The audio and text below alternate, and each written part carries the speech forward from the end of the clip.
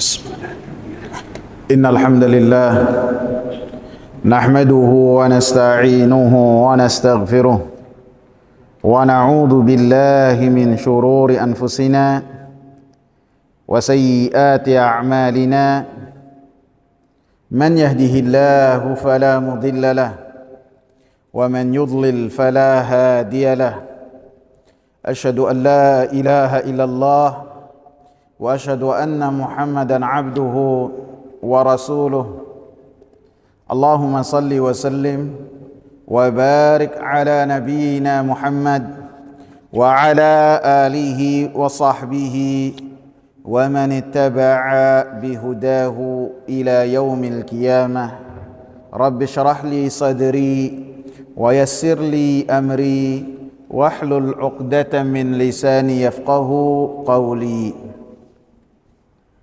Jamaah sekalian, pada pertemuan sebelumnya kita membahas tentang muqaddimah untuk bab yang ke-20 ini, yang mana kita baca sebelumnya empat hadis yang tercantum dalam bab yang ke-20.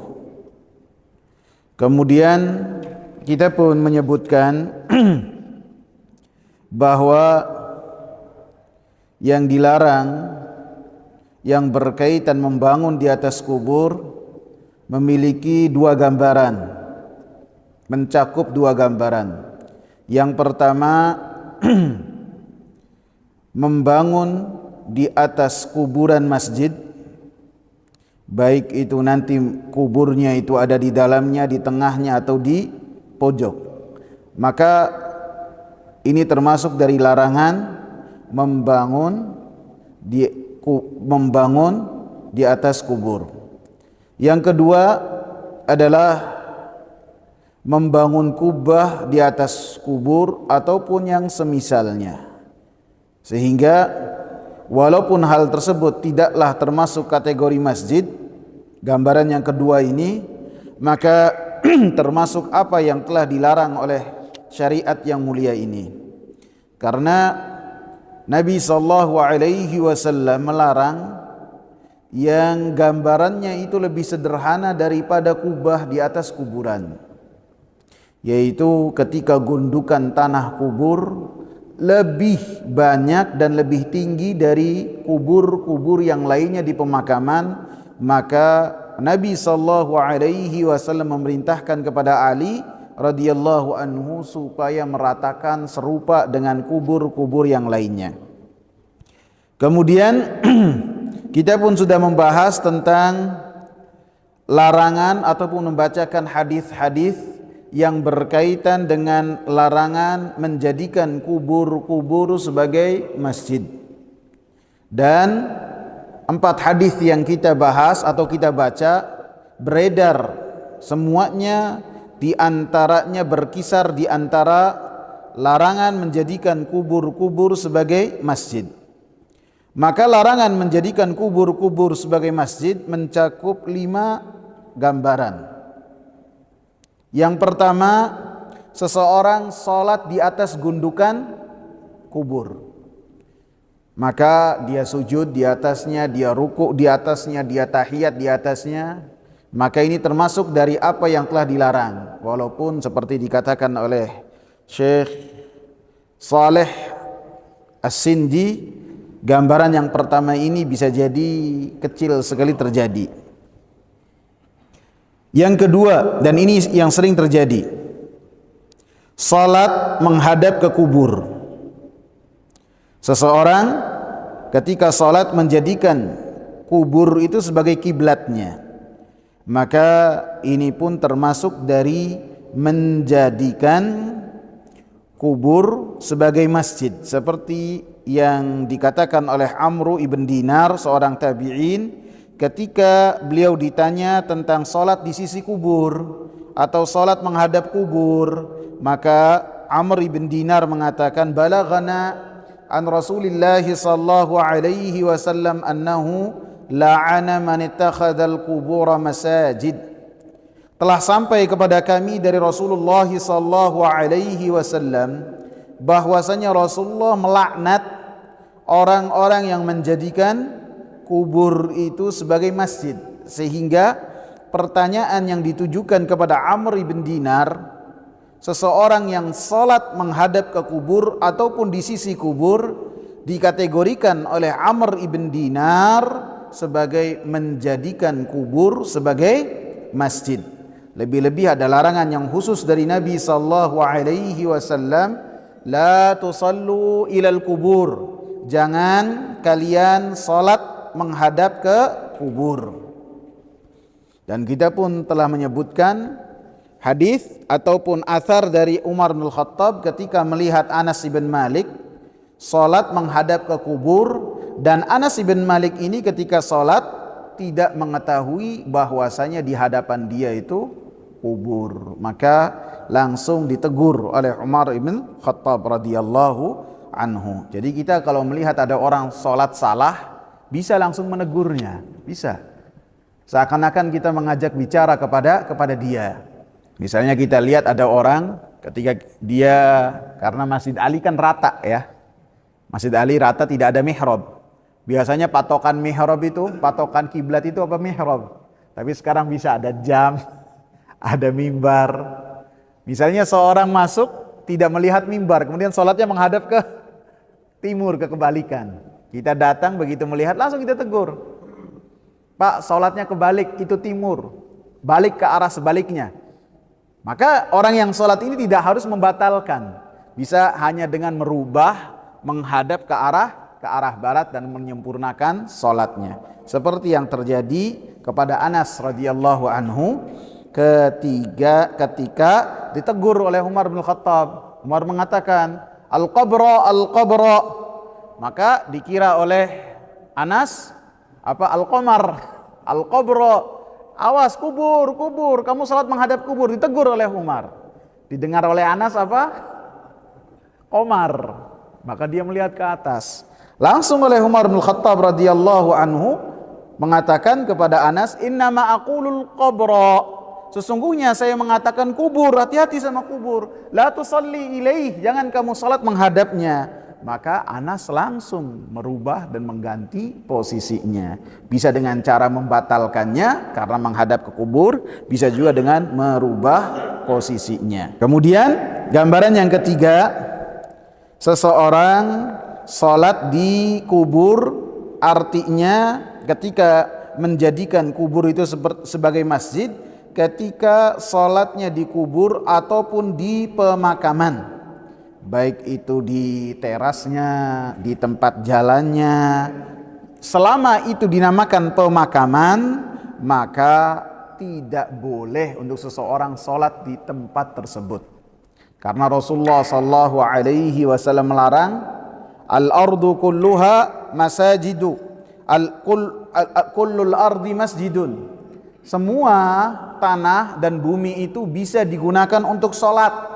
Kemudian Rasulullah katakan illal makbarah, kecuali pemakaman tidak boleh digunakan untuk salat.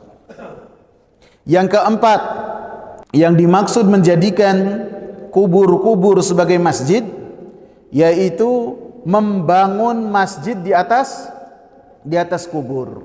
Maka ini dilarang, tidak boleh.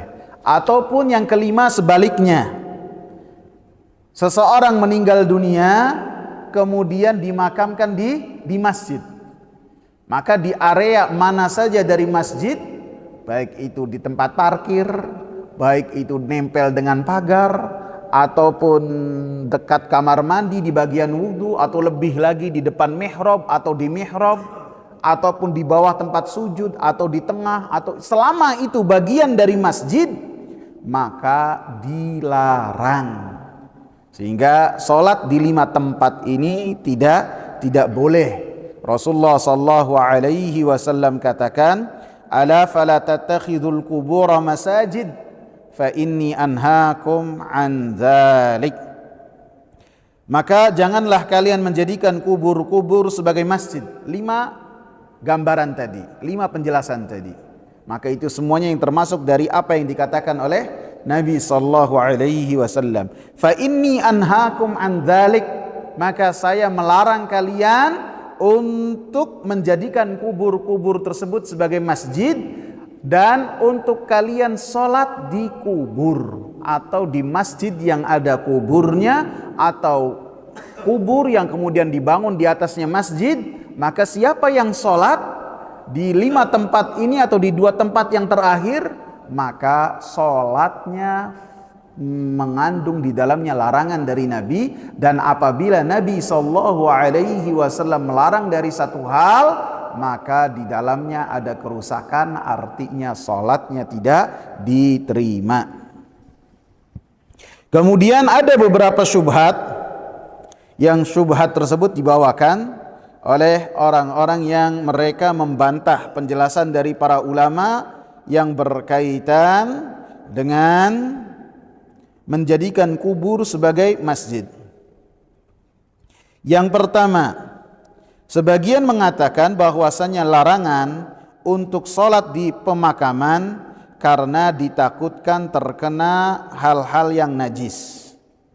Artinya apabila seseorang dari najis tersebut aman ketika sholat di pemakaman, maka boleh seseorang untuk sholat di pemakaman atau di kubur-kubur, karena alasan dari larangan-larangan tersebut supaya tidak terkena najis. Maka dijawab bahwasanya apa yang disebutkan yang berkaitan dengan alasan dari larangan tersebut, maka bukanlah takut dari sesuatu yang najis yang bisa jadi keluar dari si mayit ataupun keluar dari pemakaman ataupun ada di pemakaman, tidak. Akan tetapi semuanya larangan-larangan tersebut berkaitan dengan seseorang yang bisa jadi apabila dibiarkan seseorang sholat di pemakaman, sholatnya karena Allah subhanahu wa ta'ala lama kelamaan akan jatuh ke dalam suatu perkara yang najisnya akan hinggap di hati seseorang. Najis apa itu? Kesyirikan kepada Allah subhanahu wa ta'ala. Syubhat yang kedua adalah pernyataan bahwasanya Aisyah radhiyallahu anha, mereka mengatakan bahwasanya Aisyah radhiyallahu anha salat di rumahnya, dan di dalam rumah Aisyah radhiyallahu anha ada 3 orang yang dimakamkan. Nabi, kemudian Abu Bakar, kemudian Umar radhiyallahu anhuma. Maka dengan pernyataan ini seakan-akan menunjukkan bahwasanya salat di tempat yang di dalamnya ada kubur dibolehkan dan tidak ada larangan di dalamnya. Ini seakan-akan benar, akan tapi harus kita bahas. Yang pertama, bahwasanya Aisyah radhiyallahu anha tidaklah tinggal di kubur, di pemakaman, ataupun tidaklah salat di dekat kubur Nabi sallallahu alaihi wasallam, ataupun di kuburnya bapaknya Abu Bakar ataupun kuburnya Umar. Benar bahwasanya Nabi sallallahu alaihi wasallam dimakamkan di kamarnya Aisyah ataupun di rumahnya Aisyah radhiyallahu anha. Sebabnya akan kita bahas. Akan tetapi bahwasanya Aisyah radhiyallahu anha sehari-hari tidur, makan, minum, istirahat di dekat kubur Nabi sallallahu alaihi wasallam, maka ini adalah sesuatu yang salah, tidak ada dalilnya. Disebutkan oleh Anas ibn Malik, oleh Al-Imam Malik ibn Anas, seorang alim di kota Madinah, beliau mengatakan, kusimat hujratu Aisyah radhiyallahu anha bithnain. Kamarnya Aisyah radhiyallahu anha rumahnya Aisyah radhiyallahu anha dibagi dengan dua bagian. Fakismun kana fihi qabrun Nabi sallallahu alaihi wasallam wa sahibaihi. Satu bagian dari rumahnya Aisyah radhiyallahu anha ada kuburnya Nabi dan kubur dua sahabatnya. Wa kismun kanat fihi Aisyah radhiyallahu anha, dan bagian yang lain dari rumah Aisyah radhiyallahu anha adalah tempat Aisyah radhiyallahu anha tinggal. Wa bainahuma jidar, di antara dua bagian ini ada tembok yang memisahkan di antara Aisyah radhiyallahu anha dan pemakaman tersebut. Sehingga rumahnya Aisyah dan tiga pemakaman tersebut terpisah, tidak bersama. Tidak semua orang masuk kemudian akan melihat di rumahnya Aisyah radhiyallahu anha tiga kubur tersebut. Tidak semuanya. Sehingga salah seorang ponakannya Aisyah radhiyallahu anha yang bernama Qasim bin Muhammad bin Abu Bakar, Qasim bin Muhammad bin Abu Bakar, benar ya, Al-Qasim bin Muhammad bin Abu Bakar. Dia, Muhammad ini saudaranya Aisyah radhiyallahu anha. Al-Qasim ini lahir pada tahun 35 Hijriah dan wafat pada tahun 107 Hijriah. Dan ayahnya Al-Qasim wafat pada tahun 36 Hijriah. Jadi Al-Qasim itu baru berumur 1 tahun, kemudian ayahnya Muhammad meninggal dunia. Setelah ayahnya meninggal dunia, Al-Qasim ini senantiasa tinggalnya bersama dengan Aisyah radhiyallahu anha. Sehingga riwayat-riwayat yang banyak dari Aisyah radhiyallahu anha kebanyakan dari dua ponakannya. Yang pertama Al-Qasim ini, yang kedua Urwah ibn Zubair. Urwah anaknya Asma, saudarinya Aisyah radhiyallahu anha.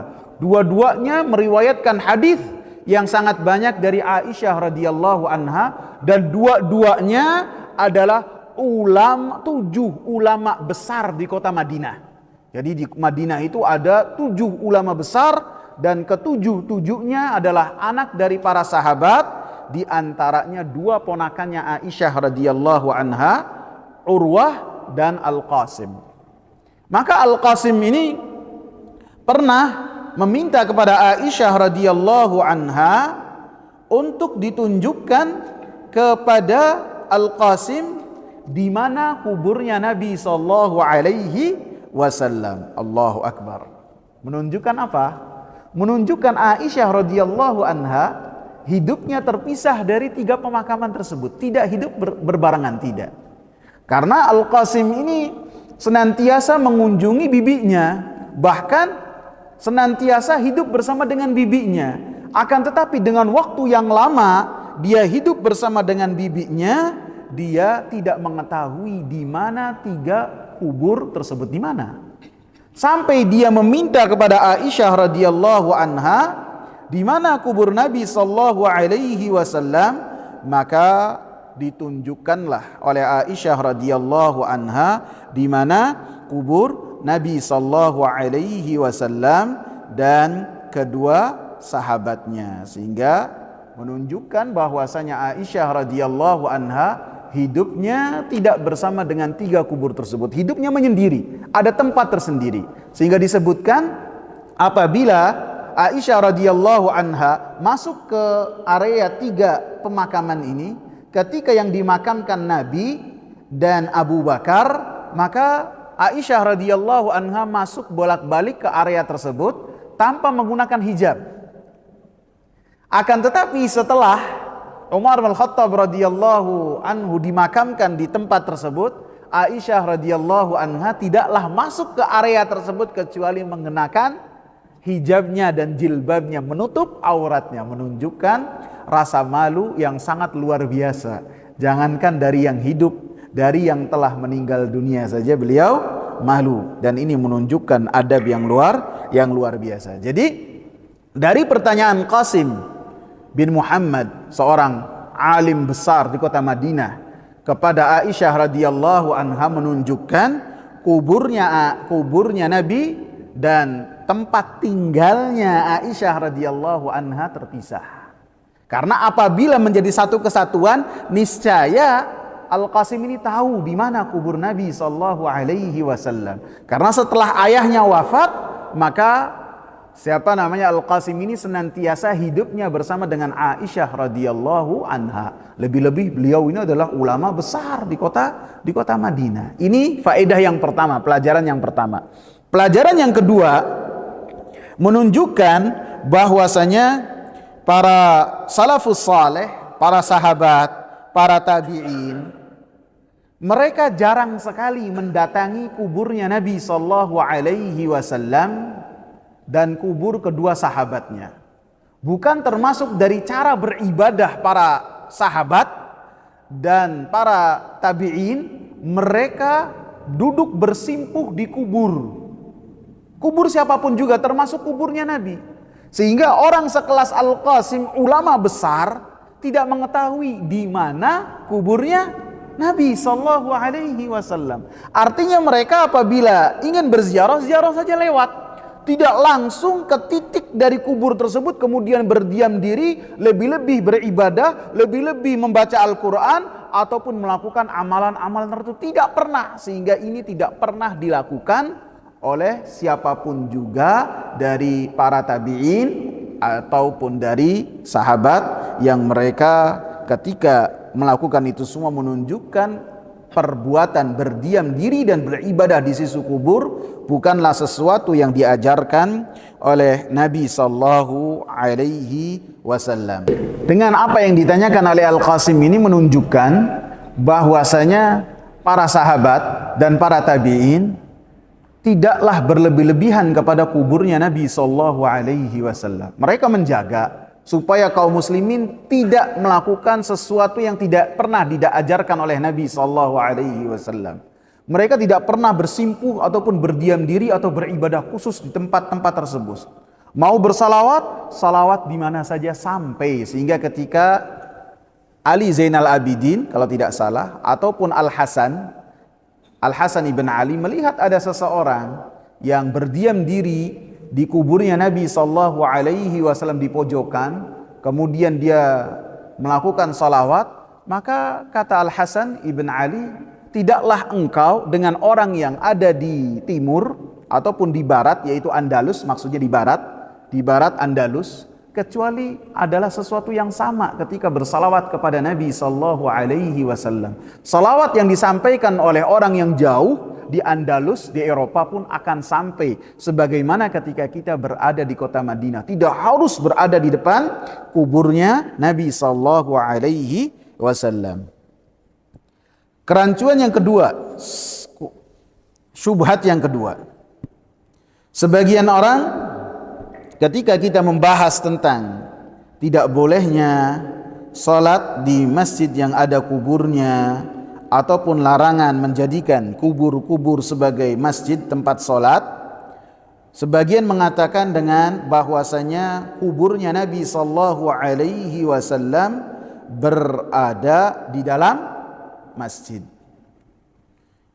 Maka sebagian mengatakan, kenapa kalian melarang untuk seseorang sholat di kubur-kubur yang ada di masjid ataupun masjid-masjid yang ada di kubur, ataupun kalian melarang sholatnya seseorang di area pemakaman atau menghadap kubur, sedangkan kuburnya Nabi sallallahu alaihi wasallam berada di masjidnya. Dan semua dari umat ini termasuk para ulama bersepakat bahwasanya sholat di masjidnya Nabi sallallahu alaihi wasallam itu boleh secara ijma', bahkan memiliki kelipat ganjaran. Maka sebagian mengatakan apabila hal ini dibolehkan di masjidnya Nabi sallallahu alaihi wasallam, maka boleh kita mengkiaskan melakukan hal yang sama dengan kita membangun kubur-kubur di atas masjid ataupun mengubur orang-orang yang meninggal dunia di masjid-masjid. Paham? Ini syubhatnya paham? Paham. Maka bantahannya kita katakan bahwasanya apa yang terjadi terhadap Nabi sallallahu alaihi wasallam adalah sesuatu yang berbeda. Nabi sallallahu alaihi wasallam ketika wafat, maka Nabi sallallahu alaihi wasallam tidaklah dikubur di pemakaman baki. Ini hukum yang telah disepakati. Karena dikatakan oleh Aisyah radhiyallahu anha, dari Aisyah radhiyallahu anha Nabi sallallahu alaihi wasallam mengatakan, la'natullahi 'alal yahudi wan nasara ittakhadhu qubur anbiya'ihim masajid. Laknatnya Allah timpakan kepada orang-orang Yahudi dan orang-orang Nasara, mereka telah menjadikan kubur-kubur nabi mereka sebagai masajid, tempat salat. Maka dikatakan oleh Aisyah, yuhadziru ma sana'u. Nabi sallallahu alaihi wasallam takut apabila umatnya melakukan hal yang sama kepada kuburnya. Walaula dzalika, kalaulah bukan karena itu, la ubriza qabruhu, kuburnya Nabi akan dimakamkan di pemakaman baki sama seperti yang lainnya. Ghaira annahu khasyiya an yuttakhadha masjida, akan tetapi Nabi sallallahu alaihi wasallam takut bahwasanya kuburnya akan dijadikan tempat ibadah. Bisa juga dibacanya khusyya, ditakutkan. Apabila khusyya, yang takut itu para sahabat ketika mengurus pemakamannya Nabi sallallahu alaihi wasallam. Sehingga ketika para sahabat berbeda pendapat setelah yakin bahwasanya Nabi sallallahu alaihi wasallam wafat, maka para sahabat berbeda pendapat di mana Nabi sallallahu alaihi wasallam dimakamkan. Maka mereka takut apabila Nabi dimakamkan di pemakaman baki seperti yang lainnya, akan dijadikan kuburnya itu sebagai tempat ibadah. Lebih-lebih Abu Bakar As-Siddiq radhiyallahu anhu, beliau mengabarkan kepada para sahabat ridwanullahi alaihim, ketika para sahabat berbeda pendapat di mana dikuburnya Nabi sallallahu alaihi wasallam. Abu Bakar mengatakan bahwasanya dia mendengar dari Nabi sallallahu alaihi wasallam, "Ma min nabiyyin yuqbadu illa dufina haitsu qubida." Tidaklah ada seorang nabi kecuali nabi tersebut ketika diwafatkan oleh Allah Subhanahu wa taala dimakamkan di mana rohnya dicabut. Karena menunjukkan bahwasanya tempat yang di mana nabi tersebut nyawanya, rohnya dicabut oleh malakul maut, tempat tersebut adalah tempat dipilih untuk menjadi tempat dikuburnya nabi, seorang nabi. Dan ini hukum yang khusus untuk Nabi sallallahu alaihi wasallam. Sehingga ketika Nabi sallallahu alaihi wasallam meninggal di atas ranjangnya Aisyah radhiyallahu anha, dipelukannya Aisyah radhiyallahu anha, dan setelah Nabi sallallahu alaihi wasallam wafat di tempat tersebut, maka setelahnya ranjangnya diangkat, tempat tidurnya diangkat, kemudian di bawahnya digali. Kemudian Rasulullah sallallahu alaihi wasallam dimakamkan di rumahnya atau di bagian rumahnya Aisyah radhiyallahu anha. Jadi pembahasan yang pertama, kenapa Nabi tidak dimakamkan di pemakaman baki? Karena Nabi sallallahu alaihi wasallam memiliki hukum yang khusus yang berkaitan dengan kepengurusan jenazahnya, beda dengan manusia biasa. Karena tempat di mana Nabi sallallahu alaihi wasallam ataupun nabi yang lainnya dimatikan menunjukkan tempat tersebut dipilih oleh Allah untuk dijadikan makamnya. Kemudian para sahabat, alasan yang keduanya, para sahabat takut apabila Nabi sallallahu alaihi wasallam dimakamkan di pemakaman umum, di pemakaman baki, maka akan terjadi pengkultusan terhadap pemakamannya Nabi sallallahu alaihi wasallam ataupun kuburannya Nabi sallallahu alaihi wasallam. Sehingga dua alasan ini menjadikan Nabi sallallahu alaihi wasallam dimakamkan di rumahnya Aisyah, bukan di masjid. Patut kita tahu bahwasanya kuburnya Nabi dipilih langsung oleh Allah. Di mana Nabi wafat, di situ dimakamkan. Dan Masjid Nabawi dipilih langsung oleh Allah Subhanahu wa taala tempatnya. Ketika Nabi sallallahu alaihi wasallam masuk kota Madinah dengan ontaknya, saya lupa nama ontaknya siapa. Karena Nabi itu ontaknya memiliki nama. Ada Qaswa, ada Syahba, ada. Dan para ulama menghafalnya dan menceritakan.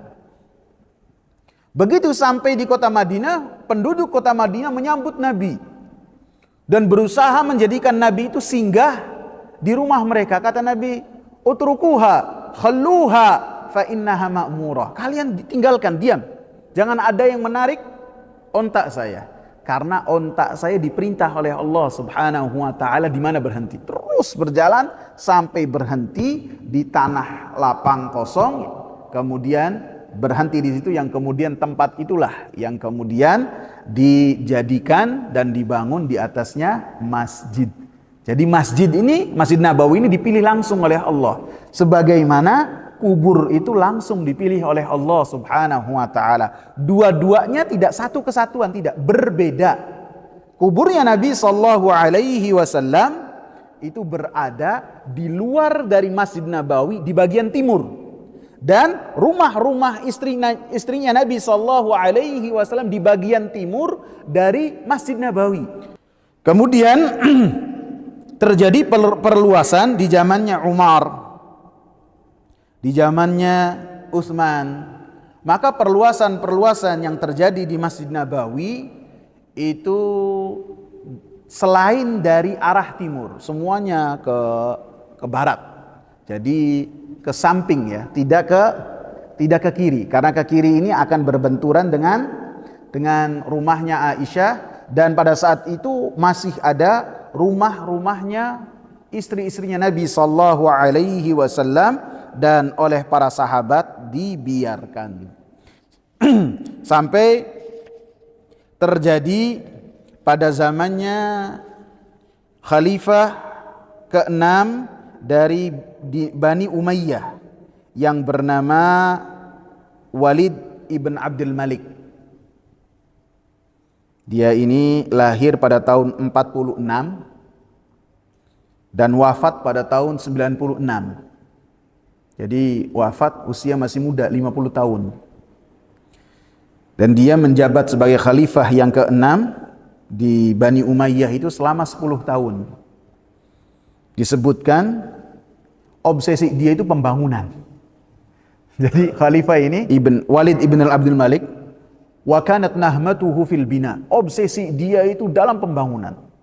Luar biasa. Dan dialah yang membangun masjid yang sangat besar di Damaskus. Sampai sekarang ada.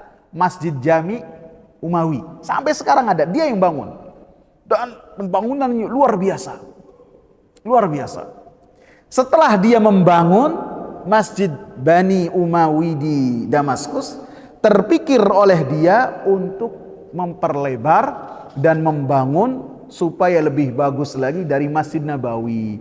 Sehingga dia memerintahkan menantunya yang menjadi gubernur kota Madinah yang bernama Umar ibn Abdul Aziz untuk memperluas Masjid Nabawi. Dan dia pun memerintahkan supaya rumah-rumah istri-istrinya Nabi sallallahu alaihi wasallam dirobohkan dan diperluas. Maka pada saat itulah para ulama dan Umar bin Abdul Aziz, walaupun beliau bukan seorang ulama, akan tapi beliau mengumpulkan para ulama pada saat itu. Ini terjadi pada tahun 91 Hijriah. Jadi para sahabat sudah nggak ada. Para sahabat di kota Madinah yang terakhir wafat itu tahun 88 Hijriah yang bernama Sahal bin Sa'ad As-Sa'idi. Setelahnya tidak ada. Di kota Madinah masih ada, di Kufah masih ada, di Mekah masih ada. Adapun di Madinah tahun 91 sudah tidak ada sama sekali. Kemudian Umar bin Abdul Aziz ketika akan melaksanakan perintah dari khalifah, mengumpulkan para ulama, mengumpulkan ahli ilmu, kemudian membahas tentang apa yang telah diperintahkan oleh al-khalifah. Di antaranya adalah merobohkan rumah-rumah dari ibunda kaum muslimin, semuanya yang 9 dirobohkan, termasuk dari rumahnya Aisyah radhiyallahu anha, supaya digabungkan menjadi satu. Maka para ulama pun, mereka ketika rumah-rumah tersebut dihancurkan, mereka menangis sejadi-jadinya, sedih mereka melihat rumahnya Rasulullah sallallahu alaihi wasallam dirobohkan.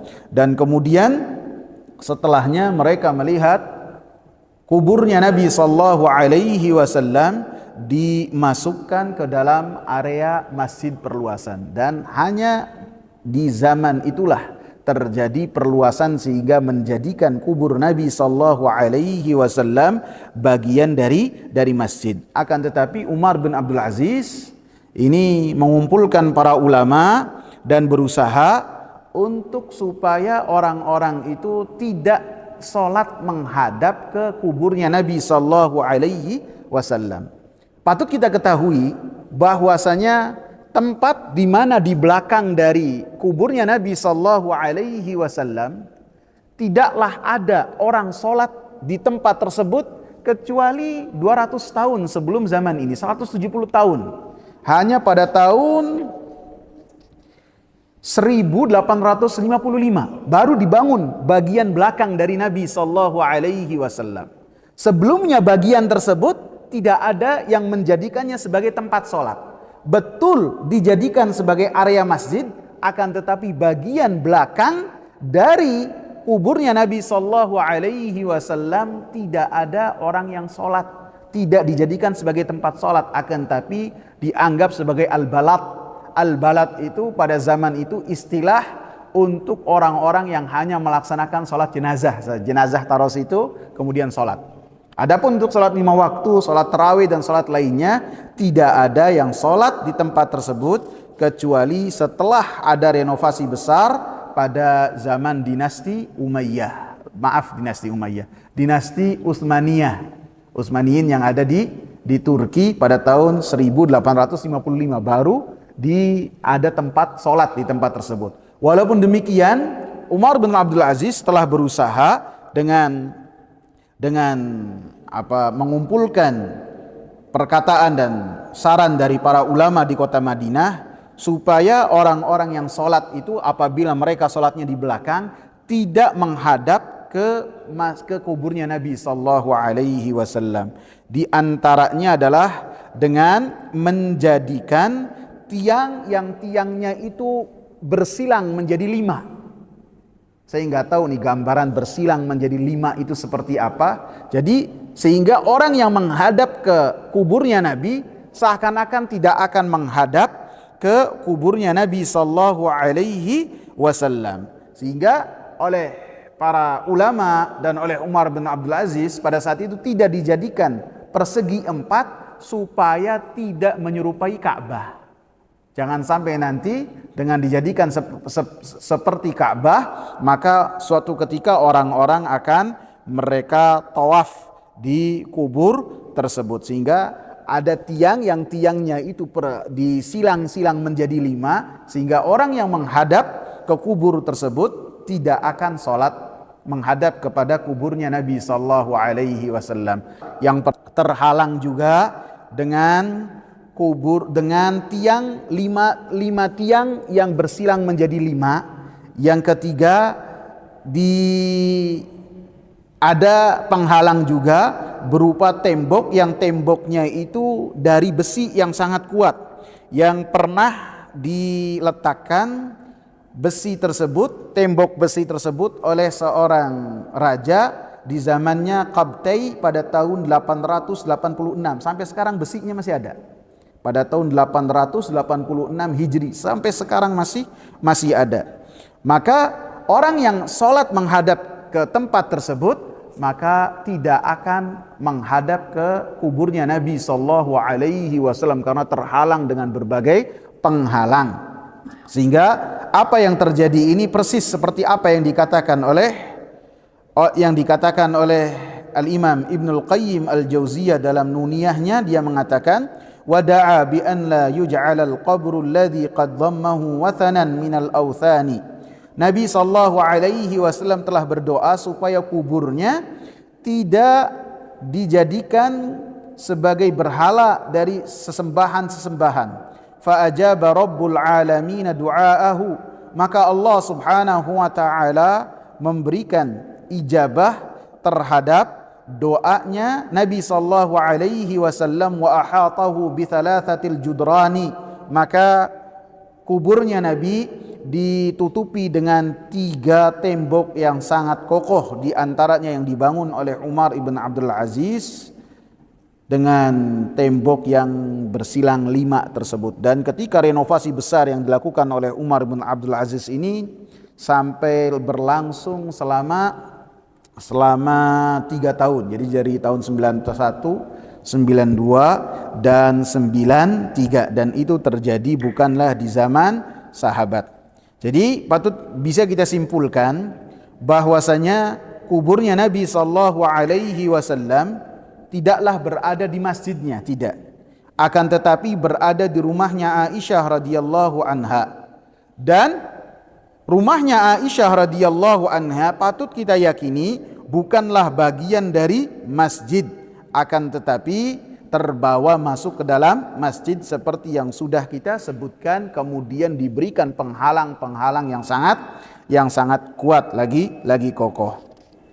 Disebutkan bahwasanya termasuk subhat yang berikutnya adalah apabila seseorang dimakamkan di satu tempat, kemudian terjadi perluasan dalam satu masjid apapun juga, bolehkah dia menjadikan kubur orang tersebut masuk ke dalam perluasan masjid seperti yang terjadi pada Nabi sallallahu alaihi wasallam? Paham enggak subhat yang ketiga ini?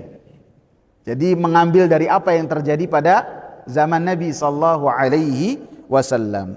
Maka dibantah dengan beberapa bantahan. Yang pertama, tidak boleh seseorang dimakamkan di satu tempat yang dia terpisah dari pemakaman kaum muslimin, dan ini sunnah yang telah dicontohkan oleh Nabi sallallahu alaihi wasallam. Nabi sallallahu alaihi wasallam dengan diawali dengan wafatnya Utsman ibn Maz'un, dimasukkan ke pemakaman Baqi. Kemudian Nabi menyebutkan keutamaan pemakaman Baqi. Siapa yang dikuburkan di pemakaman Baqi mendapatkan syafaat dari Nabi sallallahu alaihi wasallam.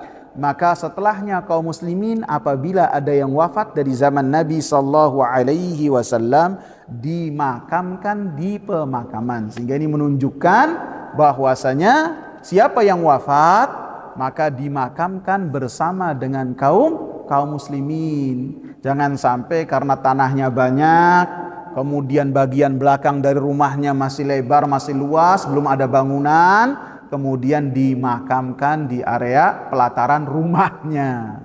Maka ini menyelisihi dari apa yang telah dicontohkan oleh Nabi sallallahu alaihi wasallam. Karena yang pertama itu apabila di tanah yang ditinggalkan oleh mayit dimakamkan si mayit di dalam tanahnya, maka yang dirugikan siapa? Ahli waris. Jadi harganya akan jatuh. Dan ini dibahas oleh para ulama loh. Oleh para ulama dibahas. Jadi ini akan memberikan mudarat kepada ahli waris, sehingga tanah yang seharusnya harganya berapa menjadi tidak berharga karena ada yang dimakamkan di tempat tersebut.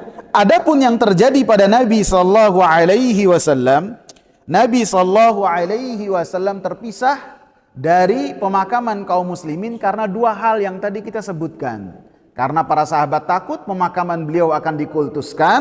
Yang kedua, takut. Yang kedua, bahwasanya Nabi itu apabila wafat dimakamkan di mana Nabi tersebut meninggal dunia. Sehingga dua-duanya ini menjadi suatu yang berbeda. Adapun dalil bahwasanya Abu Bakar dan Umar dimakamkan bersama dengan Nabi, karena tempat yang Nabi Shallallahu Alaihi Wasallam makamkan itu sudah menjadi tempat pemakaman, walaupun satu sudah menjadi tempat pemakaman. Kemudian setelahnya diiringkan Abu Bakar, kemudian setelahnya Umar. Adapun yang lainnya tidak bisa masuk ke tempat tersebut, termasuk Aisyah radhiyallahu anha, beliau dimakamkan di pemakaman Baqi. Jadi dari kisah dari hal yang kita sebutkan, dari apa yang terjadi pada Nabi sallallahu alaihi wasallam, maka kubur itu berada dalam masjid itu kemungkinan ada dua hal. Ada dua kemungkinan seperti yang kita sebutkan pada sebelumnya. Bisa kubur ada orang meninggal dulu, kemudian setelahnya dibangunkan di atasnya masjid, demikian ya. Bisa juga ada masjid dulu, kemudian orang yang meninggal dimasukkan ke dalam area masjid. Ya kan seperti itu. Adapun kasus yang ada pada Nabi sallallahu alaihi wasallam, maka berbeda sekali. Masjidnya ada, kuburannya ada. Dan menjadi dua kesatuan yang berbeda. Tidak bisa dihilangkan satu di antara dua tersebut, tidak bisa. Yang satu telah dipilih oleh Allah langsung, yaitu masjid. Yang kedua pun telah dipilih oleh Allah subhanahu wa ta'ala, yakni kuburnya Nabi sallallahu alaihi wasallam. Sehingga adapun yang berkaitan dengan kesepakatan, maka dikatakan dengan bantahan yang ketiga, ijma' dari para ulama bahwasanya masjidnya Nabi sallallahu alaihi wasallam memiliki hukum yang khusus yang tidak bisa dibandingkan dengan masjid yang lain, tidak bisa dibandingkan dengan masjid-masjid yang lain. Karena para ulama telah bersepakat bahwasanya orang yang sholat di Masjid Nabawi itu sholatnya sah, pasti sah, bahkan mendapatkan kelipatan. Dan ijma' itu adalah sebuah dalil yang sangat kuat dalam agama ini, bahkan bisa menjadi pengecualian dari dalil-dalil pelarangan, yang pelarangan itu berkaitan dengan larangan sholat di pemakaman yang ada dalam masjid ataupun sebaliknya. Sehingga seperti yang kita katakan, ini semua telah ditentukan oleh Allah. Artinya masjid itu berada dengan perintah langsung dari Allah, kubur ini ada dengan perintah langsung dari Allah subhanahu wa ta'ala, sehingga dua-duanya tidak bisa dikiaskan dengan pemakaman-pemakaman yang lain, kubur-kubur yang lain, dan masjid-masjid yang lain. Kemudian yang berikutnya, apa yang terjadi pada zaman Nabi apa yang terjadi pada kuburnya Nabi sallallahu alaihi wasallam tidak bisa dijadikan sebagai hujjah. Tidak bisa.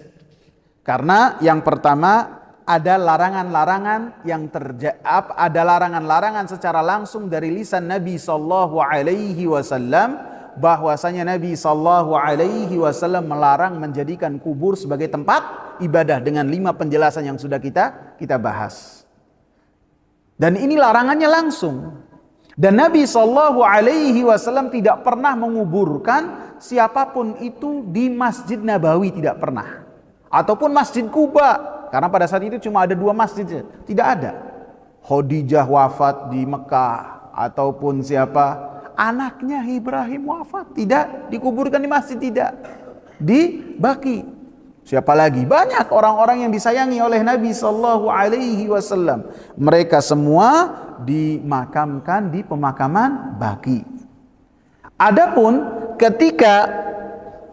ketika kuburannya Nabi sallallahu alaihi wasallam masuk ke dalam area masjid, maka seperti yang kita katakan, itu terjadi 80 tahun setelah Nabi sallallahu alaihi wasallam wafat pada tahun 91 Hijriah.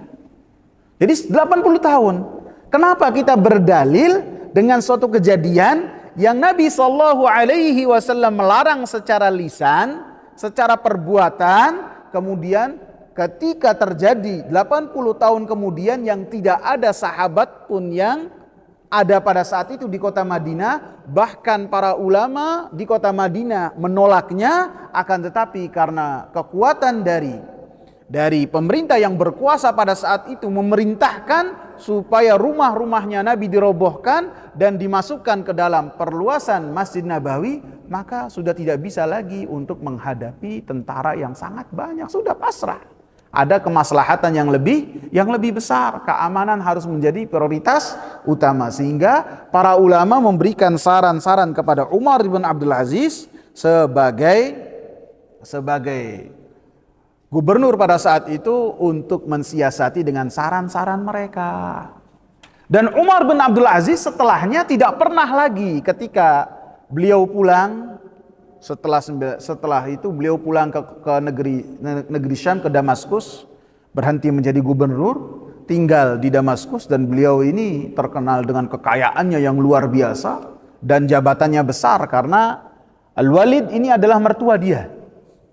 Dan apapun yang dikatakannya bisa menjadi kebijakan pemerintah, akan tapi tidak pernah dilakukan oleh Umar bin Abdul Aziz untuk membangun masjid-masjid yang lainnya ataupun kuburan-kuburan yang lainnya untuk dibangun di atasnya, masih tidak pernah. Tidak pernah juga ada orang yang meninggal kemudian Umar bin Abdul Aziz memerintahkan untuk dimakamkan di kuburan. Sehingga apa yang terjadi di Masjid Nabawi ini sifatnya adalah pengecualian, karena terjadi bukan pada zamannya Nabi SAW. Seperti yang saya ingatkan, belakang dari kuburnya Nabi SAW yang pada saat terjadi perluasan tidak ada orang yang sholat di belakangnya, tidak ada. Mereka menjauh dari sholat untuk di bagian timur perluasan Masjid Nabawi, menjauh. Ada tempat sholat itu terjadi pada tahun 1277 Hijriah pada zaman Utsmaniyin, atau Masehinya 1855 ketika mereka memegang Masjid Nabawi dan menguasai kota Madinah. Wallahu taala a'lam. Ada pertanyaan? Masalah apa? Iya. Selesai sholat baru dikasih tahu Ustaz, kiblatnya salah. Tak perlu diulang atau tidak bisa sholatnya. Iya. Kita menghadap kiblat salah, ya, menghadap kiblat salah. Setelah sholat baru diberi kabar bahwasanya kita menghadap kiblatnya salah. Dilihat ketika orang tersebut sholat, dia berusaha mencari kiblat ataukah tidak. Ketika misalnya dia sholat di tempat yang baru bagi dia, asing bagi dia, harus dilihat dia bertanya tidak kepada orang-orang yang dia temui. Kalau misalnya orang-orang yang dia temui kemudian dia tidak bertanya kepada orang setempat untuk menanyakan arah kiblat kemana, maka ketika dia sholat kemudian salah, sholatnya batal, tidak sah. Akan tetapi apabila dia sudah berusaha menggunakan kompas atau menggunakan sekarang aplikasi menunjukkan ke satu arah, kanan kita misalnya, kemudian oh ya, terus kita sholat, ataupun kita sudah tanya kepada orang, kemana? Ke bagian sana, kita tunjukkan ke kanan kita. Maka kita sholat ke tempat yang ditunjukkan oleh orang, ataupun ke aplikasi yang telah menunjukkan ke arah mana. Yang penting kita sudah berusaha, nataharra. Maka apabila selesai sholat, kemudian ada yang menjelaskan, Mas, Pak, sholat Anda salah, seharusnya ke bagian kiri. Maka apabila sudah berusaha bertanya dan mencari arah kiblat, maka sholatnya sah. Jadi tergantung dia berusaha ataukah tidak. Gitu. Paham ya?